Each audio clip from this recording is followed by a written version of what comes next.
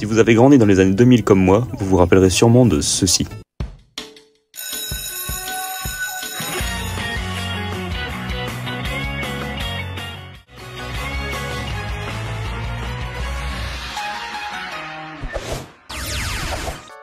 Et oui, vous l'aurez bien compris, aujourd'hui on redessine Shuriken School. Ce dessin animé pour moi c'est toute une histoire. J'ai grandi en adorant et en idolâtrant les ninjas.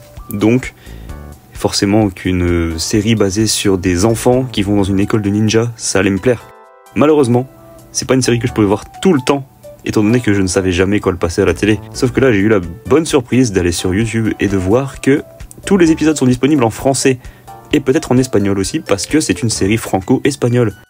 Quelque chose qui m'a séduit dans cette série, c'est surtout le style graphique, qui est certes très simple, mais en voyant les arrière-plans et comment les personnages interagissent avec, ça rend le tout sublime à regarder.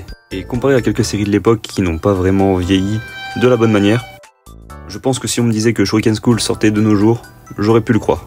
Et ça, on le doit forcément au sublime studio Xylam, qui nous a produit des dessins animés de qualité comme Les Zinzins de l'espace, ou Oggy et les cafards pour ne citer que les plus connus. Et si à l'époque, Xylam avait l'air de faire des dessins animés surtout portés pour l'école primaire, là j'ai l'impression que de nos jours, ils se portent surtout sur l'école maternelle, voire avant, parce que vu leur sortie récente, je pense que les seuls mots qu'arrivent à prononcer leurs spectateurs de nos jours, c'est caca culotte, et encore, on en est peut-être encore un peu loin.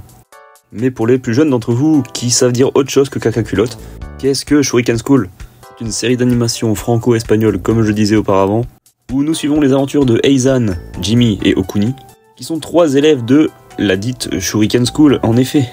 Et du coup, au cours des 25 épisodes que compose cette série, nous suivrons leurs péripéties, et bien souvent ils seront en opposition avec leur école rivale qui s'appelle Katana, dont leur seul but a l'air d'embêter Shuriken School.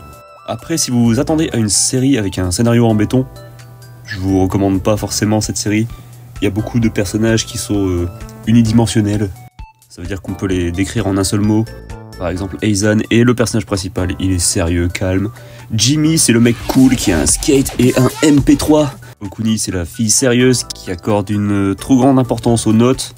Et après, on a des persos secondaires où c'est encore plus facile de les décrire. Genre, t'as la jolie fille, le mec qui fait de la plongée, le mec qui dort tout le temps, le petit gros. Ouais, des trucs qui passeraient peut-être pas aujourd'hui. Quelque chose que j'aimais trop dans ce dessin animé quand j'étais petit, c'est la manière dont ils utilisent les fournitures scolaires comme des armes. L'exemple le plus notable, c'est forcément Eizan qui utilise sa règle comme une épée. Et ça, je trouve ça fou.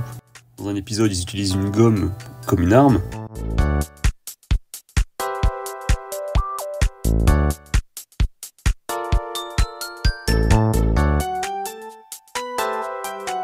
Là dans le dessin, ce que vous pouvez voir, tous les petits traits verts, c'est moi en fait qui réajuste la largeur de la ligne parce que je trouvais que c'était trop large et ça faisait pas très beau.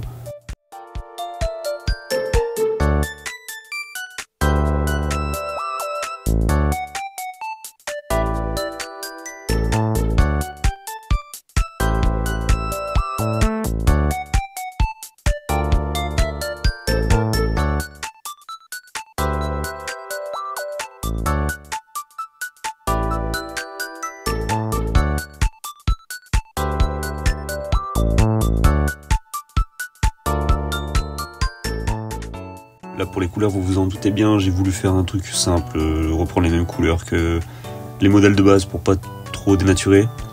Et je sais pas pourquoi j'imaginais Eizan avec les yeux verts. Je sais pas, ça lui va bien on dirait. Puis j'ai fait un arrière-plan simple qui ressemble à l'affiche. Donc ouais, ça me paraît plutôt bien.